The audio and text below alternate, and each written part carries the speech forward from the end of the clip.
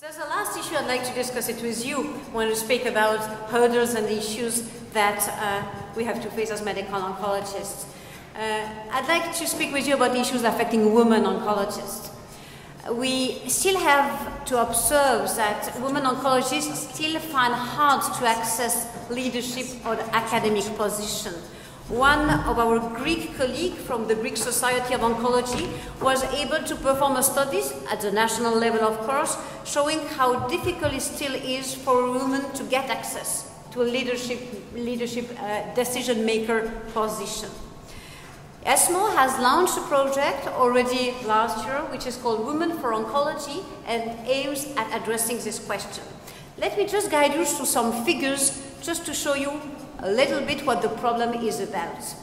These are updated numbers at the end of 2013.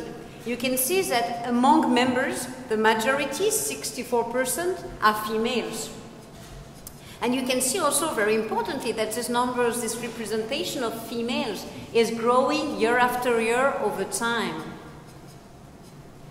If you look also at the proportion of females, it's very important to stress that the proportion is higher in younger oncologists, below 40 years. So if you want to project, if we want to project ourselves in the future, you could imagine that the majority of the medical oncologists in the next years to come should be females. However, this is about decision-making process in ESMO. The ESMO committee members by gender are only represented by 21.4% of females. Very importantly, if you look at the team of medical oncologists in the working team, the teams are being described to be majority represented by female. 58% of the team are female members. However, if you ask the same team, who is the manager in the men in 60% of the situations? And if you ask the same team within your job, do you cover any managerial or leadership role? The female will say they do not have a decision-making position in their job. Thereafter, this is for these numbers, and for this reason that ESMO finds this a priority to try to make all the possible efforts to change this number and figures. And we have identified this problem and made a first meeting last year at during the ESMO meeting. And we will try to support optimally women in their oncology discipline. And then I will probably give the words to Rolf Steil to describe you some of the potential and possible projects that will be among the ones important to move this field. Well, thank you, Solange. This is an important issue, and there's no trivial solutions to it.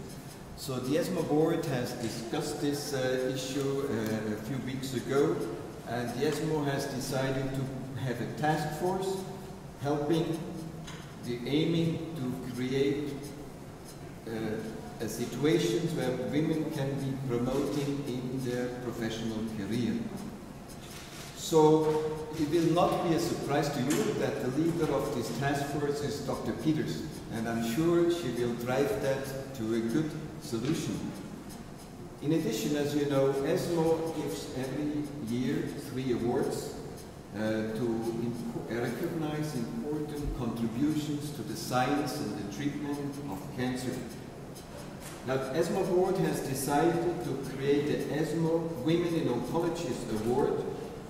For an ESMO Woman in Oncologist Award that will recognize an ESMO member who has significantly contributed to support the career development of women in oncology and has actively worked to sensitize organizations to perceive the female oncology workforce as a valuable resource. So with these 2 initiatives, we hope we're really going to improve the situation for women in oncology.